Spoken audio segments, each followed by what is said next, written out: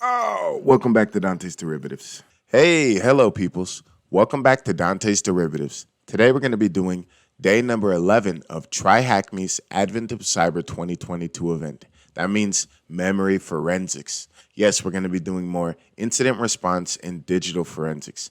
It's my favorite part of this cybersecurity field. So, without further ado, let's just get right into it because I'm eager to show you guys this really cool stuff. Let's go. All right, so as I said before, we're on day number 11 of TryHackMe's Advent of Cyber 2022 event. And I already have my machine active. So let's scroll down a little bit. Day number 11 consists of memory forensics. Not all gifts are nice. So pretty much what happened is somebody clicked on something and a bunch of remote code started being ran on a computer. So we're going to respond to that incident. This is more incident response, which is my favorite field of cybersecurity. So what is memory forensics? Memory forensics is the analysis of the volatile memory that is in use when a computer is powered on. Computers use dedicated storage devices called random access memory, RAM, to remember what is being performed on the computer at that time. So we're going to try and analyze a computer's RAM or just memory in general to try and see why this computer was infected in the first place. Why is memory forensics useful? Memory forensics is an extremely important element when investigating a computer. A memory dump is a full capture of what was happening on the computer at the time. So this will tell us, network connections, processes that were being run at the time. So it's going to tell us how this computer was infected, potentially, right? We might see it, we might not, but we're going to try. That's what analysis is about. An introduction to processes. I'm not going to read through all this. You guys can read through this. There's user processes and background processes, which are ran in the background, which help the operating system specifically, which you don't. So you don't want to turn those off, or else you won't be able to use your computer. Introducing volatility. This is the software that we're going to use. It was written in Python, and it's a memory forensics software. So it's going to help us analyze a computer's memory. So Python, it's written in Python 3. We'll scroll down and let's go to the questions because I'm eager to answer these with you guys. So let's see. What is the Windows version number that the memory image captured? So we're going to use volatility here. So volatility in the memory file named workstation.vmem, remember that, is located in /home/elfmcblue/volatility. So we're already, and by the way, I don't want to go full screen because it makes everything smaller. In today's event, you can't zoom in on the right side screen. So hopefully you guys will be able to see it. But yeah, so anyways, let's look for the image that we're going to be analyzing.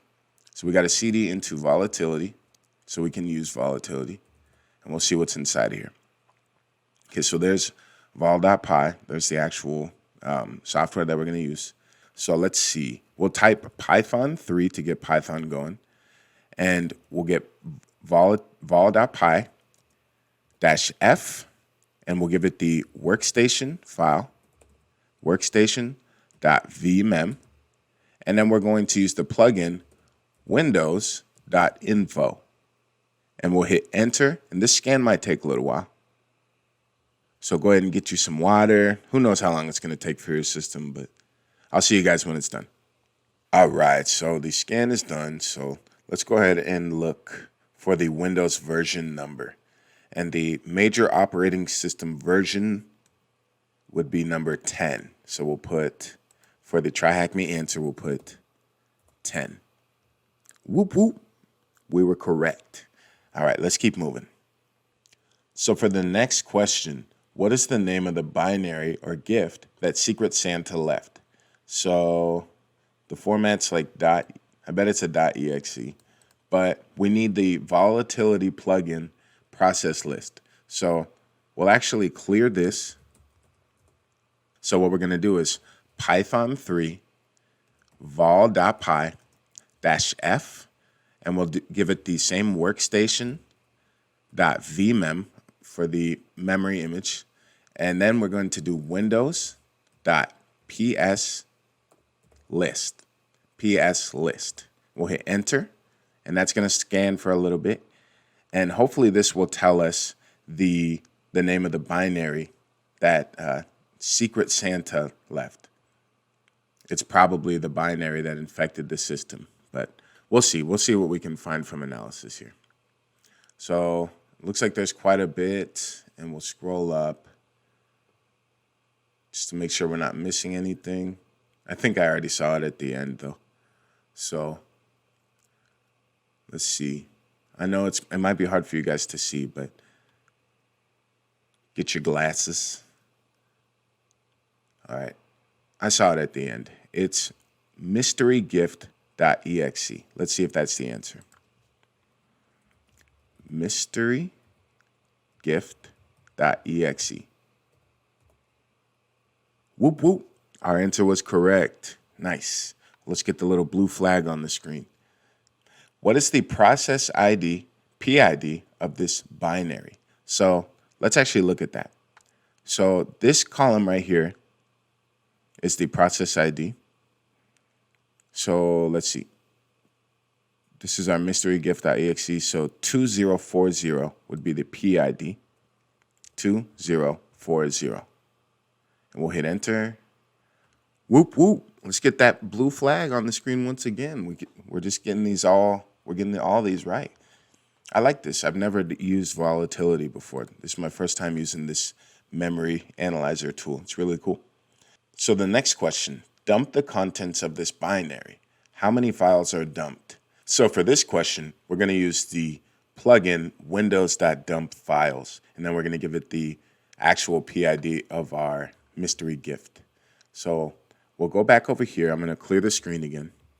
All right, and the command we're going to run for this one is Python 3 vol.py -f. We're going to give it that same memory file, workstation.vmem. And the actual plugin we're going to use for this is windows.dump files, and the process ID --PID 2040, because that's the mystery gift process. We'll hit enter here and we'll let it scan. I'll see you guys when it's done. All right, and the scan was complete. And I counted them off camera for a second, and it looks like there are 16, because the question is dump the contents, how many files are dumped? There are 16 files. So we'll hit enter. Hey, whoop, whoop, our answer is correct. Let's get that final blue flag on the screen. So we finished day 11. If you want to learn more about volatility, please check out a dedicated room right here.